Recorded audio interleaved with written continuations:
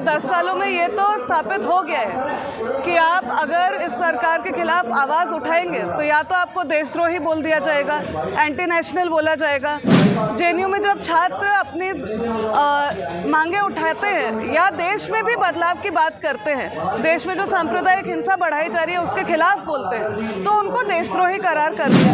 जो आवाज़ उठा रहे हैं, अलग अलग ऑर्गेनाइजेशन अपनी आवाज़ उठा रहे हैं, उन पर ईडी के छापे पड़ रहे हैं। इसका मतलब सरकार या पूंजीपतियों के विरुद्ध जो भी आवाज़ उठाए का खुद का खुलासा है कि जितना लोन सरकार ने बड़े बड़े कॉरपोरेट की माफ़ी की है उतना लोन किसानों की माफ़ी नहीं होती है। तो क्या ये भ्रष्टाचार नहीं है? भ्रष्टाचार आज कहाँ हो रहा है? अगर कॉरपोरेट जिनके पास पैसों की कमी नहीं है वो जब हमारे देश से लोन लेते हैं और उनके लोन को माफ़ कर दिया जाता है, इसको आप करप्शन नहीं कहेंगे तो क्या कहेंगे? और किसानों के लोन को माफ़ नहीं किया जाता है और उनको आत्महत्या करनी पड़ती है। एक पूंजीपति में अगर कुछ कर रहा है, देश के अलग अलग राज्यों से 14 संगठन से ज़्यादा 15 राज्यों से आज यहाँ पे छात्र इकट्ठे हुए हैं। मैं कलेक्टिव एक संगठन से हूँ। हम लोग ये पहल इसीलिए लिए है क्योंकि हम देख रहे हैं 2020 में नई शिक्षा नीति लाई गई, उसमें अलग अलग तरीके के चेंजेस लाए जा रहे हैं। शिक्षा नीति में उच्च शिक्षा और स्कूली शिक्षा दोनों में ही इस तरीके के बदलाव किए जा रहे हैं जिसका सीधा असर आने वाले सालों में समय में स्टूडेंट्स पे गहरा असर पड़ेगा, गहरी चोट पड़ेगी।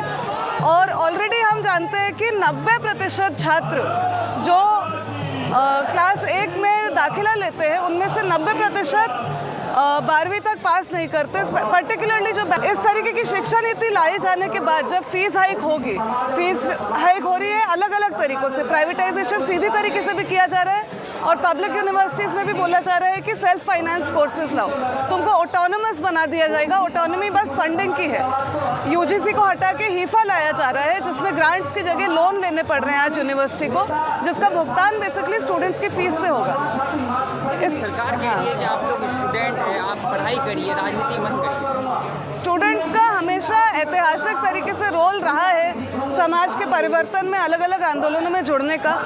और आज बात सिर्फ समाज के परिवर्तन की भी नहीं है, स्टूडेंट के खुद के मुद्दे, चाहे वो शिक्षा हो, चाहे शिक्षित आप हो भी जाए, उसके बाद रोजगार नहीं मिल रहा है, तो ऐसे मुद्दों पे अगर सरकार कुछ करेगी नहीं तो जाहिर सी बात है कि स्टूडेंट्स को सड़कों पे उतरना पड़ेगा।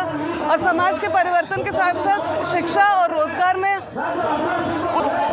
जी भाई skill India, make in India के नाम पे बेसिकली बोला जा रहा है कि आप इस तरीके का एंटरप्रेन्योर बनिए, लेकिन उसमें किया क्या जा सकता है उसकी कोई सुविधा दी नहीं जा रही है। स्किल इंडिया के नाम पे बेसिकली ऐसे कई इंस्टीट्यूट्स खोले जा रहे हैं, ITI, अलग अलग वोकेशनल ट्रेनिंग इंस्टीट्यूट्स, जिसमें डिप्लोमा करके बेसिकली आज जो नौजवान हैं इस देश के, उससे डिप्लोमा एक लेके कोई बहुत ही बुरी जो सैलरी है उसमें काम करने। इस देश में पिछले 10 सालों में ये तो स्थापित हो गया है कि आप अगर इस सरकार के खिलाफ आवाज़ उठाएंगे तो या तो आपको देशद्रोही बोल दिया जाएगा, एंटी नेशनल बोला जाएगा।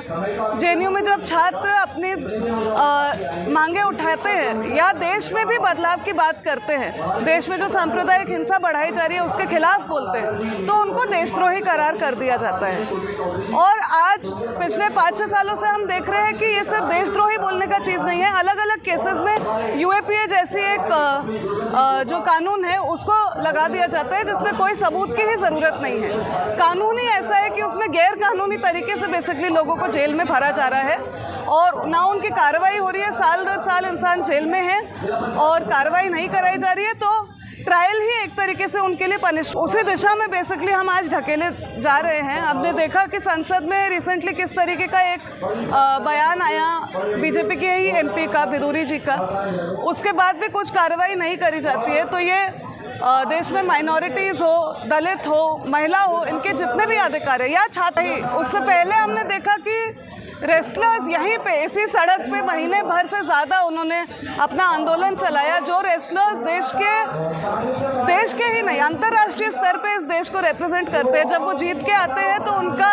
चेहरा अलग अलग बोर्ड्स पे लगा दिया जाता है, लेकिन जब वो बोल रहे हैं कि बीजेपी के ही लोग यौन हिंसा कर रहे हैं तब उनके खिलाफ कार्रवाई नहीं करी जाती है और उनको 1 महीने एक्चुअली रेसलर्स को सड़क पर बैठना पड़ता है सिर्फ एक FIR दर्ज कराने के लिए। तो उसी से समझ आता है कि देश में क्या हाल है उन सभी मतलब जो दबे हुए तबके हैं या दबे हुए ना भी हो, अगर आप बीजेपी के खिलाफ बोलेंगे तो आपकी बेसिकली कोई सुनवाई नहीं होगी।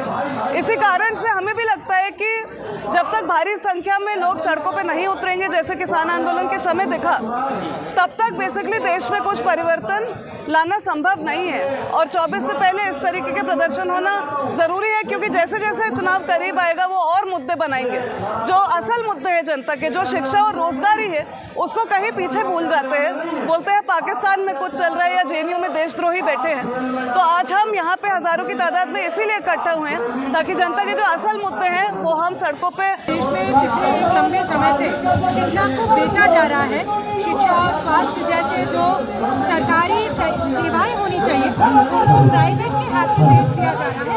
इसको बंद किया जाए और हमारे देश में चाहे वो प्रधानमंत्री का संतान हो या आम इंसान का संतान, वो एक जैसे स्कूल में पढ़ाई करे। इस डिमांड के साथ आज हम यहाँ आए हैं। हमारे देश में नई शिक्षा नीति आई है और 2020 में जो लॉकडाउन के चलते ले आई गई चुपके वहाँ पे ये लिखा गया है कि हमारे देश में जो सरकारी स्कूल है उनको मर्ज कर दिया जाएगा। मतलब कई सरकारी स्कूल को बंद करके एक सरकारी स्कूल बना दिया जाएगा।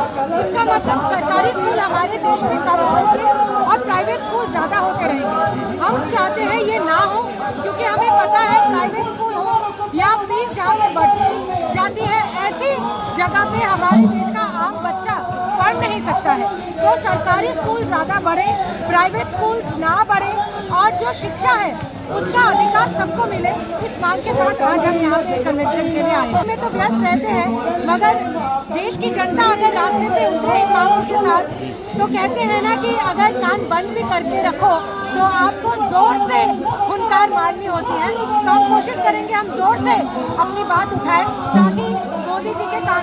देखिए, शिक्षा एक मूलभूत अधिकार है। हमारे देश में अगर शिक्षा ही नहीं बचेगी तो और कुछ नहीं बचेगा।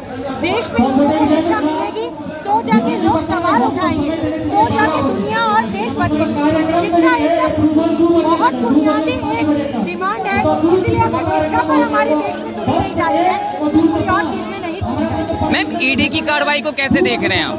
ईडी की कार्रवाई को हम बहुत ही निंदाजनक तरीके से देखते हैं।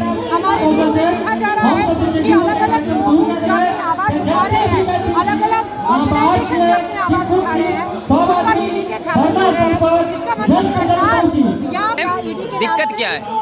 जब 14 पत्रकारों की ब्लैक किया जाता है मीडिया वाले को, तब आप खुश होते हैं। अब इन पर हो रहा है तो जांच होने दीजिए। तो लोकतंत्र हत्या की कैसे हो गई बात? हम भी आपके बात से सहमत है कि जांच होने दीजिए। जांच से पहले UAPA लगाने का क्या मतलब? जांच से पहले आप ऐसे कार्रवाई कर रहे हो कि जांच की प्रक्रिया ही आपके लिए पनिशमेंट बन जाए। जांच के बाद हो ही सकता है कि ये सभी लोग बेकसूर साबित हो, मगर जांच की प्रक्रिया ही उनके लिए पनिशमेंट है। हम चाहते हैं जांच हो, उससे पहले UAPA ना लगाए। लेकिन प्रधानमंत्री तो गारंटी देते हैं कि भ्रष्टाचार के खिलाफ उनकी गारंटी है, वो उसको आप कैसे देखते हैं? इस देश का निवासी अगर आँख खोल के आसपास देखे तो उनको समझ में आ जाएगा भ्रष्टाचार कहाँ और कैसे हो रहा है। हमारे देश में यह RBI का खुद का खुलासा है कि जितना लोन सरकार ने बड़े बड़े कॉरपोरेट की माफी की है, उतना लोन किसानों की माफी नहीं होती है। तो क्या ये भ्रष्टाचार नहीं है? भ्रष्टाचार आज कहाँ हो रहा है? अगर कॉरपोरेट जिनके पास पैसों की कमी नहीं है, वो जब हमारे देश से लोन लेते हैं और उनके लोन को माफ कर दिया जाता है, इसको आप करप्शन नहीं कहेंगे तो क्या कहेंगे? और किसानों के लोन को माफ नहीं किया जाता है और उनको आत्महत्या करनी पड़ती है। एक ही दिक्कत है, वो आम जनता का खून चूस रहा है। यही दिक्कत है। जो मोबाइल फोन बनाने में 5 रुपए आप मजदूरी देते हो, उसी मोबाइल को आप 5000 रुपए में बेचते हो, तो ये मुनाफा किसका और ये किसके मेहनत से बना? इसीलिए हम पूंजीपतियों के खिलाफ हैं।